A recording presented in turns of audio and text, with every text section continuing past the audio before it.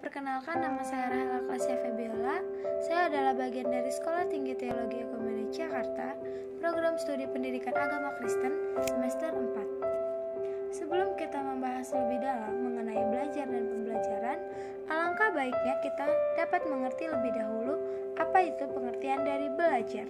Guru sebagai salah satu pendidik harus memiliki kemampuan memahami bagaimana peserta didik belajar dan kemampuan mengorganisasikan proses pembelajaran yang mampu mengembangkan kemampuan dan watak peserta didik.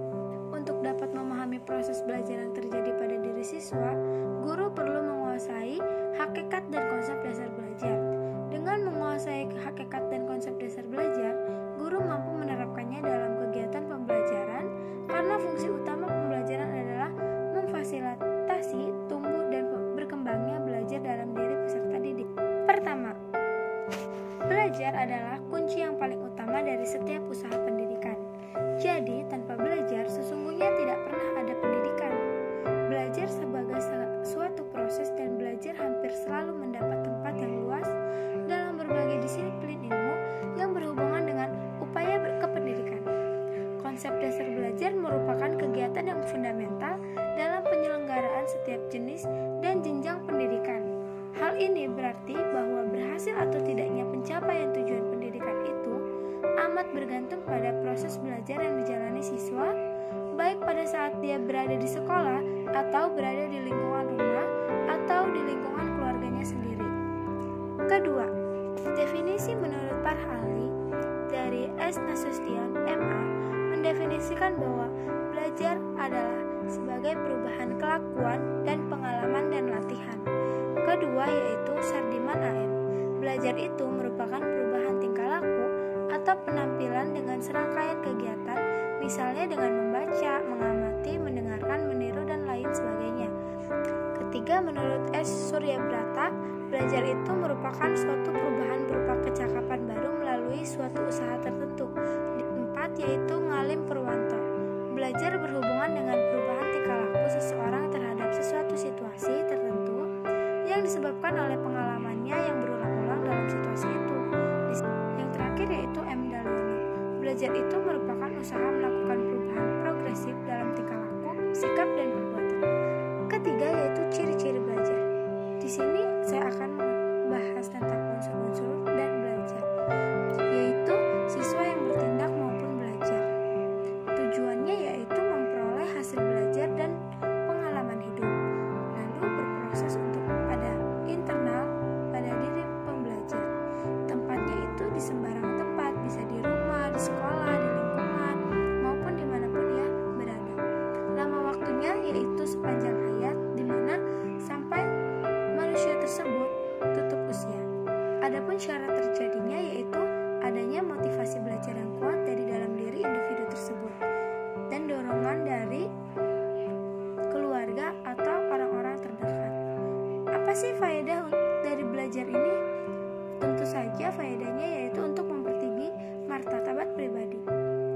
Lalu adapun hasilnya yaitu hasil belajar sebagai dampak pengajaran dan pengiringan. Hakikat belajar.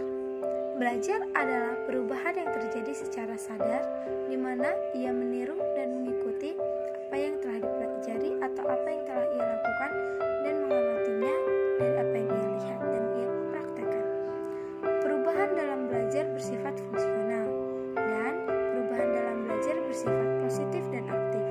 Adapun perubahan dalam belajar itu tidak bersifat sementara, melainkan bertahap. Perubahan dalam belajar bertujuan atau terarah. Lalu yang terakhir, perubahan mencakup seluruh aspek tingkah laku. Hakikat belajar adalah perubahan tingkah laku.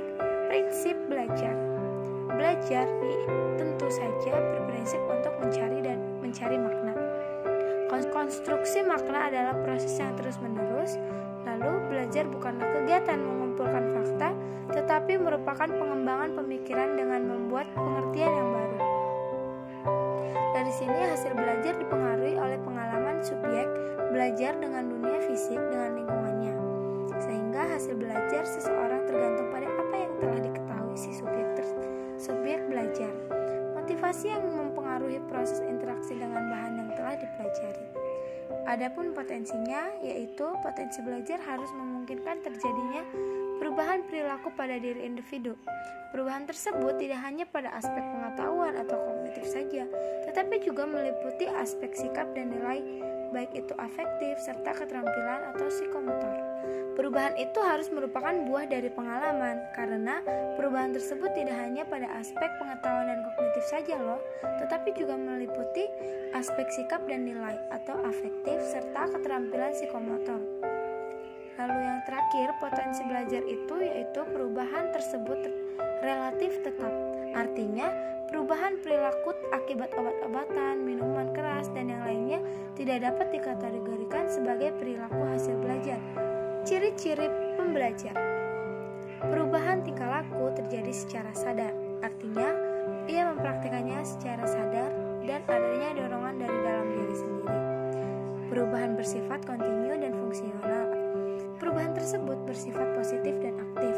Artinya, belajar itu menuntut kita untuk mengarahkan kepada diri kita yang lebih baik. Perubahan itu bersifat permanen, artinya tidak sementara berubah-ubah, melainkan secara progresif dapat bertumbuh terus. Perubahan dalam belajar itu bertujuan atau terarah, artinya mencapai target apa yang ia harapkan. Serta yang terakhir, perubahan mencakup seluruh aspek tingkah laku dalam diri individu tersebut. Adapun tujuan belajar dapat diartikan sebagai suatu kondisi perubahan tingkah laku dari individu setelah individu tersebut melaksanakan proses belajar. Dari sini, melalui belajar itu diharapkan dapat terjadi perubahan bukan hanya pada aspek kognitif tetapi juga pada aspek lainnya yang bermanfaat dan berguna bagi dirinya ataupun sesamanya dalam lingkungannya maupun dalam kegiatannya. Adapun bentuk tingkah laku belajar yaitu pertama, ranah kognitif, yaitu berkaitan dengan perilaku yang berhubungan dengan berpikir, mengetahui dan memecahkan masalah yang timbul. Yang kedua yaitu ranah afektif, yaitu berkaitan dengan sikap, nilai-nilai, minat. Ranah afektif berkaitan dengan sikap, nilai-nilai, minat, aspirasi, dan penyesuaian perasaan sosial. Yang terakhir yaitu ranah psikomotor, yaitu mencakup tujuan yang berkaitan dengan keterampilan yang bersifat manual dan motorik. Adapun manfaat khusus dari belajar tersebut yaitu dapat menumbuh kembangkan pilar-pilar pembelajaran pada siswa, antara lain learning to know, learning to do, dan learning together, dan terakhir yaitu learning to be. Manfaat khusus dari belajar itu juga mampu mendorong siswa untuk mengembangkan semua potensi dirinya secara maksimal, dengan ditandai oleh keterlibatan siswa secara aktif, kreatif, dan inovatif selama proses pembelajaran itu diselenggarakan baik di rumah, di sekolah, maupun di lingkungannya. Manfaat khusus belajar itu juga mampu mengefektifkan pencapaian tujuan pembelajaran atau tujuan pendidikan. Lalu terakhir, manfaat khusus dari belajar itu sendiri mampu mendorong siswa atau individu untuk melakukan perubahan perilaku secara positif dalam berbagai aspek kehidupan, baik secara pribadi atau kelompok. Manfaat umum belajar itu sendiri. Yang pertama yaitu melatih siswa untuk mendesain suatu penemuan, menumbuhkan kreativitas guru dalam belajar. Hubungan antara siswa dan guru menjadi hubungan yang saling belajar dan saling membangun. Merangsang perkembangan kemajuan berpikir siswa untuk menyelesaikan masalah yang dihadapi dengan tepat, yaitu siswa dapat memecahkan masalahnya sendiri dan berpikir untuk mengarah pada kedepannya. Dapat membuat pendidikan sekolah lebih relevan dengan kehidupan sehari-hari. Dan yang terakhir, proses pembelajaran itu dirancang dan disusun sehingga dikondisikan untuk siswa agar belajar. Teori pembelajaran. Teori belajar. Belajar adalah suatu teori yang di dalamnya terdapat tata cara pengaplikasian dalam kegiatan belajar mengajar antara guru dan siswa. Perancangan tersebut mengenai metode pembelajaran yang akan dilaksanakan di kelas maupun di luar kelas. Adapun teori-teori klasik dari pembelajaran itu yaitu teori behavioristik, artinya merupakan teori dengan pandangan tentang belajar adalah perubahan dalam tingkah laku sebagai akibat dari interaksi antara stimulus dan respon. Lalu yang kedua yaitu merupakan tipe pembelajaran di mana suatu organisme belajar untuk mengaitkan atau mengasosiasikan stimulus. Lalu yang terakhir yaitu Gestalt adalah sebuah teori yang menjelaskan proses persepsi melalui pengorganisasian komponen-komponen sensasi yang memiliki hubungan, pola, ataupun kemiripan menjadi kesatuan. Teori-teori belajar proses. Yang pertama adalah teori Skinner, disebut juga dengan teori pengkondisian operan. Pelopor teori ini adalah B.F. Skinner. Inti dari teori ini adalah di mana konsekuensi perilaku akan menyebabkan perubahan dalam probabilitas perilaku itu akan terjadi. Teknik-teknik dalam pengkondisian operan itu antara lain pembentukan respon, generalisasi dan diskriminasi, jadwal penguatan positif, penguatan intermittent, penghapuan, percontohan, dan yang terakhir yaitu token ekonomi. Teori-teori belajar itu menurut teori Chetney, menurutnya belajar bukan merupakan proses tunggal, melainkan proses luas yang dibentuk oleh pertumbuhan dan perkembangan tingkah laku, di mana tingkah laku itu merupakan proses kumulatif dan belajar. Teori-teori kognitif. Teori pemrosesan informasi adalah teori kognitif tentang belajar yang menjelaskan pemrosesan penyimpanan dan pemanggilan kembali pengetahuan dari otak.